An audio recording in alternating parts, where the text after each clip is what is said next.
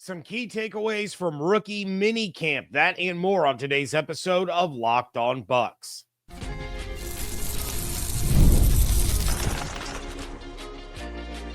You are Locked On Buccaneers, your daily Tampa Bay Buccaneers podcast. Part of the Locked On Podcast Network, your team every day. What's up, and welcome into this episode of Locked On Bucs, your daily podcast covering the Tampa Bay Buccaneers, part of the Locked On Podcast Network, your team every day. I want to thank you for making Locked On Bucs your first listener review every day.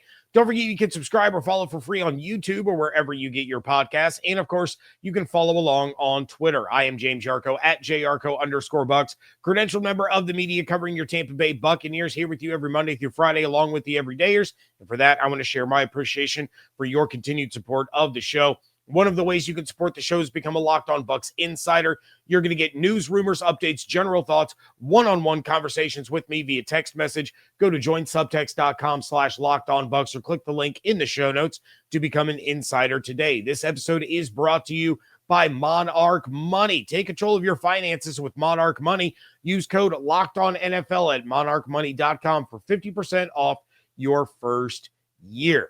I am finally starting to feel like a normal human being again. I appreciate all of you for sticking with me as I battled through the cold that just wouldn't go away.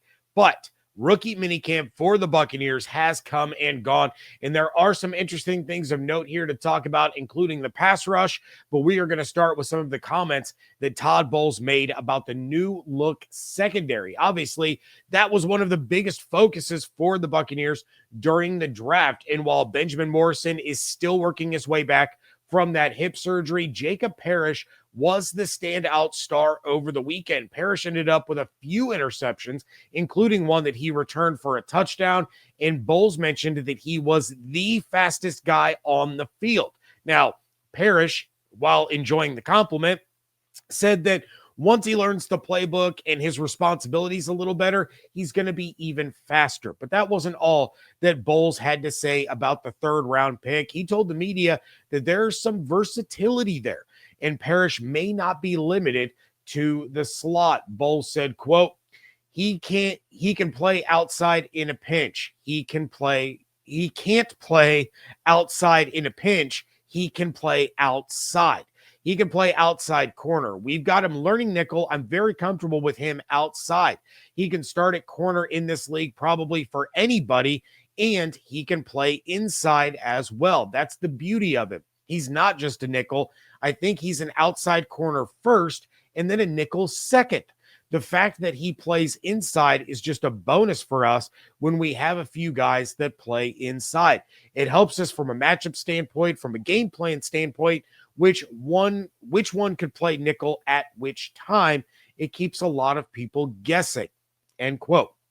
So the big knock on Parrish has been his size, and that, many people, including myself, forced him into that nickel spot, never really gave much thought to the fact that he could play outside corner. However, it appears that, his speed, his anticipation, his ball skills may open that door if needed. Now, the key thing here is that Bowles said not in a pinch. It doesn't necessarily have to be an emergency situation, but I don't think that they are going to have him lining up out there very often. I don't think he's going to all of a sudden come into training camp and compete with Zion or Dean for their jobs. It just does add another level of depth to the roster. It means that if the injury bug strikes again, then they have the confidence that he can go out there and take care of business. And then they can move Tyke down to the nickel corner or move Izzy into that nickel corner spot. Or if you slide Tyke down, now you got Izzy on the back end with Antoine. And they're going to be comfortable no matter what that alignment is. Now, there may be some Bucs fans that aren't comfortable with that alignment because of, again, Parrish's size, but it speaks volumes about his skills as a corner, that he can be trusted with that. And the focus right now is making sure that he's comfortable at nickel, allowing him to compete for that starting job, making sure he understands his assignments, he understands his responsibilities, he knows what's being asked of him in that spot right now. But I would also say that he started off on the right foot in that aspect over the weekend. But what about the other corner? Bowles was, of course, asked about Benjamin Morrison, but not about his health.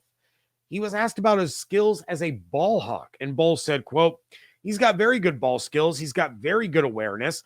That's what you like about him. He's got very good awareness and ball skills, and he competes. I look forward to that challenge of him getting out there every day and seeing that come to fruition," end quote. That was what Bowles said that he needed this offseason, that's what he wanted to add to this defense. He needed the Bucs to be able to take the ball away. 7 interceptions as a team isn't getting it done. 13 interceptions as a team the year before, that wasn't getting it done. Not when Baker has more interceptions thrown over that same time span. And this is not about Baker, and it's not a knock on him because he has done an absolutely great job since coming to Tampa. But this is a team that used to pride itself on its defense, and they were a takeaway machine. That has not been the case the last few years. So guys like Parrish and Morrison were brought in not just because they were good corners and they would stand out in coverage and they could line up against any receiver in the NFL, but it was because they found ways to take the football away and get it back for the offense. They were players that you didn't want to challenge if you were a quarterback, because there was just as good of a chance that they were going to come away with the ball as your guy was going to come away with the ball. So naturally, with the addition of these types of players, there will be a little shakeup in scheme moving forward. Bowles was asked if he was looking to play more press man coverage this year compared to last year. And Bowles said, quote, "We'll see how the health is depending on the scheme. We're looking to play a little more man coverage and zone from man up front from a press standpoint. It'll be mixed up. You never want to do too much of one thing because people are going to get a beat on that. You're going to have to play some off and have to play some zone," end quote. Not only that, but you're going to have a lot more success in all facets of the defense if you have a consistent and reliable pass rush. The quicker that pass rush is getting into the backfield, the quicker that quarterback is having to get the ball out of his hands, that's the advantage for the cornerbacks, regardless of what coverage they're in. That said, it's going to be more beneficial to be in man if you have a pass rush that is getting home and getting forcing the ball out of the quarterback's hand faster, because now there's a better chance that one of these corners or these safeties that are in man coverage are already going to be there and be able to make a play on the ball, potentially creating some takeaways. But it doesn't matter if it's man or if it's zone. It doesn't matter if it's a mixture of the two. It doesn't matter if it's press zone, as Bowles kind of alluded to. None of that matters. You can have prime Darrelle Revis, you can have prime Richard Sherman, and you can have prime Deion Sanders out there on that field. If they're left on an island for too long, none of that matters, because when the pass rush isn't getting home and the quarterback has all that time to sit in the pocket, then he's going to be able to pick you apart. So the pass rush is what is going to feed into this new look secondary with a couple of rookies that were ball hawks in college and look to be ball hawks again in the NFL. So what about that pass rush? That is coming up next on today's episode of Locked On Bucs, part of the Locked On Podcast Network, your team every day. Ever check your bank account and wonder, where did all my money go? Between dining out, online shopping, entertainment, in my case, youth sports, it's easy to lose track. That's where Monarch Money comes in, your personal CFO, giving you full visibility and control over your finances. Monarch Money isn't just a budgeting app. It's a complete financial command center. You can track all your accounts, all your investments, all of your spending, all in one place. So you stop just managing your money and you start building wealth. Managing money with your partner is smoother than ever. You can track shared and personal accounts, set goals, and stay on the same page without any of the stress. So take control of your finances with Monarch Money. Use code LOCKEDONNFL at monarchmoney.com for 50% off your first year. That's monarchmoney.com, code LOCKEDONNFL for half off your first year. Thank you again for making Locked On Bucs your first listen review every day. For your second listen, check out the Locked On NFL Scouting Podcast. The NFL draft is over, but the roster moves and the news never stop. Host Kyle Krabs and Joe Marino will make you the most informed NFL fan this offseason. Find Locked On NFL Scouting on YouTube or wherever you get your podcasts.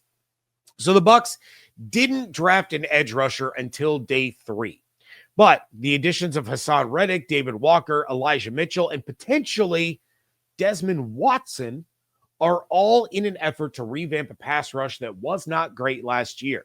Diaby was one of the best in the league at generating pressures, but he wasn't getting home. Now, Tampa as a team finished 11th in the NFL with a pass rush win rate of 42%, but that didn't translate to sacks, especially not the number of sacks that this defense needs in order to be as effective as they want to be. Now, even though they were just outside the top 10 as a team and as good of an individual season as Yaya Diaby had, nobody amongst their edge rushers appeared in the top 20 in pass rush win rate in 2024, while Vita Vea was the lone defensive tackle to appear for the Buccaneers, coming in 8th with a pass rush win rate of 12%. For the record, Chris Jones was number 1, and he had a pass rush win rate of 16%. So Vita isn't too far off of that mark, but it still wasn't leading to the sacks that they need in order to help the secondary. So these additions are every bit as crucial as the ones in the secondary, because if the pass rush isn't getting to the quarterback, then it doesn't matter who's playing corner, because quarterbacks are going to have enough time to find an open man. There's only so long that you can chase a guy around. Once he's run his route and it becomes, street ball, then advantage offense. That's basically what that boils down to. There are some lofty expectations for the new defensive players that have come into Tampa, none more so than Reddick. But Walker is a player that has generated a lot of post-draft buzz, and Bowles was asked about what he looks for in a guy like that when they aren't in pads. Bowles said, quote, "We saw the quickness, obviously, earlier today, and he was probably the best T-shirt and helmet player we had out there today from that standpoint, but just understanding the scheme. The terminology is different. There's a lot of things we're asking him to do differently. So to see him move around and get comfortable with that, it will be an important thing for him." End quote. I know a lot of you are down on Chris Braswell. I have quite a few of the insiders that text me pretty regularly about how they are not a fan of Chris Braswell. He didn't show enough last year. They don't really care for him. He's already fallen into kind of that Joe Tryon Shoyinka tier for them. But in Braswell's defense, all players learn at a different pace. So Braswell has been talked about on numerous occasions as being a guy that the Bucs are expecting to make a big jump from year 1 to year 2. But I think Walker has the makings of a player that could jump him on the depth chart. So Anthony Nelson is going to be the first player off the bench in that rotation. But that doesn't mean that Walker and Braswell won't get their opportunities. That said, if Walker can get the playbook and the terminology down quickly, he's a much more athletically gifted player and really has a chance to be a big part of this defense this season. Maybe later in the season, as he gets used to the NFL game, used to the level of competition. I've referenced it a couple of times throughout the offseason. Look at Jalen McMillan. He came on strong at the end of the year as he started to get a better understanding of the game. Bucky Irving, again, he came on strong towards the end of the year. Granted, he got more opportunities, but did he get more opportunities because of lack of production out of Rashad? Or did he get more opportunities because he had a better understanding of what he needed to do offensively? Might be a little bit of both. But I'm not personally ready to give up on Braswell yet, because we have seen players make huge strides year after year. Zion McCollum is another guy that I've referenced quite a bit as being one of those guys. He made a huge jump from year 1 to year 2. He made an even bigger jump from year 2 to year 3. Hopefully we see that kind of growth pattern for Chris Braswell. But when it comes to David Walker, OTAs and training camp, as well as the preseason, are going to be vital to whether or not he can become a bigger part of the defense sooner rather than later. Speaking of bigger parts of the defense, let's talk about Desmond Watson real quick. Now, Watson spoke with the media over the weekend. He talked about how cool it is to be from Plant City and that his mom was always a Bucs fan when he was growing up. And so it's really cool for him to be part of the team that his mom loves. He even mentioned that his life feels kind of like a movie right now, but there's no doubt he needs to shed some of that 460 pounds that he was carrying in Gainesville. Now, he's done a good job of it so far. Reportedly, he's already down to 437 pounds. And for those that didn't see the video circulating social media over the weekend, let me tell you, for as big as that kid is, he has got some quick feet. He has got some mobility to him.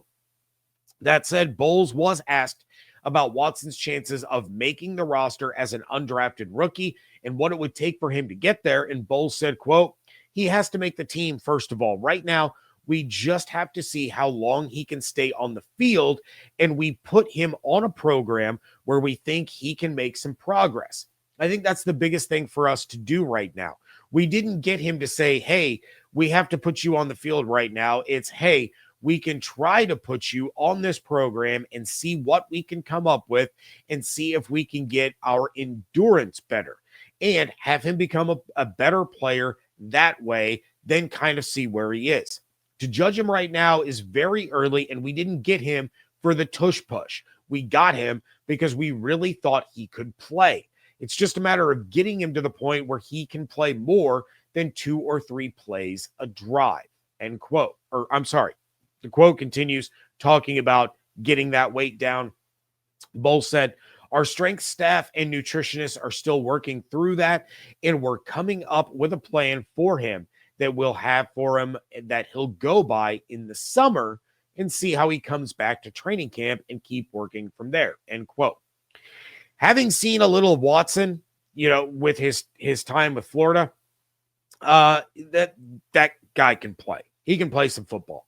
But Bowles is absolutely right here. You can't have a player taking up a very valuable roster spot when he's only able to play 1 or 2 plays a drive because there's no endurance there. He has to be able to be on the field for long stretches. Now, I think Watson wants this bad enough that he is willing to work his butt off and do whatever it takes. I also think he's more than talented enough to be on this roster, and the team will benefit from him being there. But it's up to him to get himself into playing shape that he needs to be in at this level. It's up to him to do the homework that Todd Bowles gave him and the strength and conditioning coaches and the nutritionists give him to continue to work on his own. He can't do this all at the facility. He has to be able to be disciplined enough to take care of it over the summer during their break between OTAs and training camp. If he comes back at training camp and he's back up to 455, he obviously wasn't doing what he was supposed to do. If he comes in to training camp and he's at 425 and he shed 12 more pounds, now it's like, okay, he's putting in the work. He's taking this seriously. He wants it. And from there, as Bowles said, they'll continue to work with him, from there. So I like the idea of what Watson can bring to this team. Right now, it's about putting in the work to make sure he gets the opportunity to be part of this team. Some contract news from over the weekend and a quick look at a division rival. That is coming up next on today's episode of Locked On Bucs.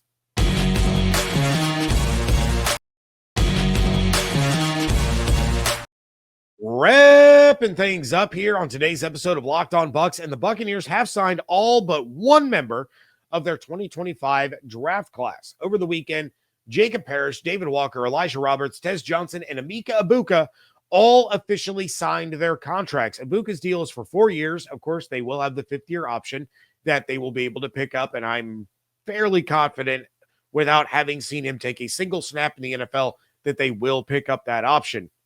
But that 4-year contract is worth $18.1 million. Now, There's no major concerns here when it comes to Morrison having not signed yet. The rookie wage scale kind of takes the drama and the issues out of it. There are little things that can be negotiated. You can negotiate structure, bonuses, things like that. But for the most part, every rookie has a general idea as to what they're going to make in their first deal because of the system that the NFL implemented years ago. Now, if you're a particular host of Locked On Commanders named David Harrison, who texted me and said he's already a distraction and a headache and he should be traded to the Commanders. No, David, you're not allowed to trade for Benjamin Morrison.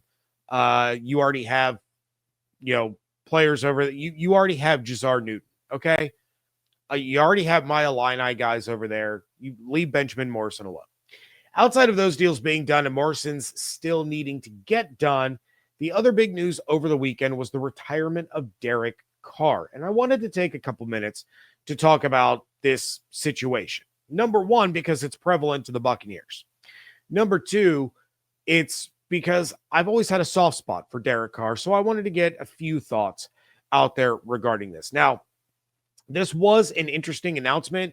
And while I was surprised at the timing, I wasn't surprised at the overall fact that Carr retired. The injuries that he's been dealing with, especially this most recent one, the signs were there that Carr wasn't going to be around much longer. Now, this certainly impacts the Bucs because they now have a team in the division that will have a true quarterback competition this year during training camp.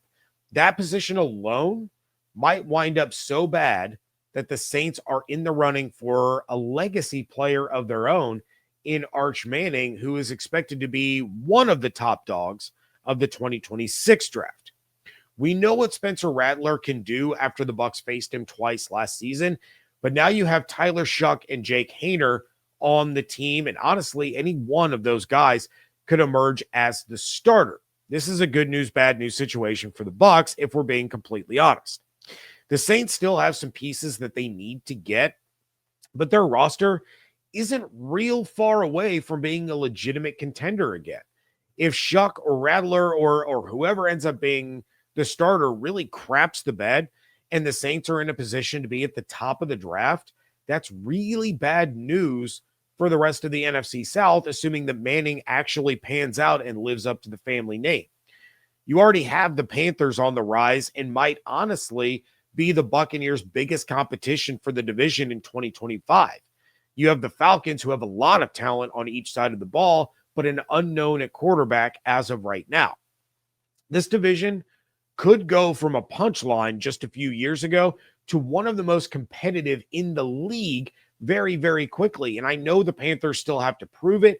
If they build off last year with some of the additions that they made, I think there's a lot of people sleeping on them that probably shouldn't be. And while I was never a Michael Penix believer, there's a chance that he makes me look stupid and he goes out there and completely balls out for the Falcons. And now all of a sudden, there is a tight 3-team race to win the NFC South.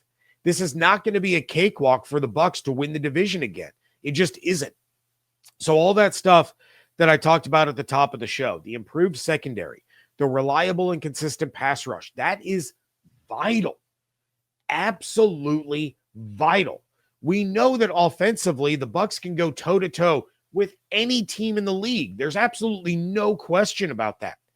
And while Carr wasn't great in New Orleans when he was healthy, or during his injuries, but when he was healthy, he was way better than what they have now. But if this is setting up for the Saints to get another franchise quarterback that's going to be a thorn in the Bucs' side for well over a decade, that's real bad news. And look, I truly wish Derek Carr well. I hope he fully recovers from his injuries. I hope he and his family enjoy their time together. I wish he and his wife well as they deal with the loss of a child, because I cannot imagine the pain that comes with that. I've always liked Derek. I always thought, he was, really the one keeping the Raiders afloat for years and years.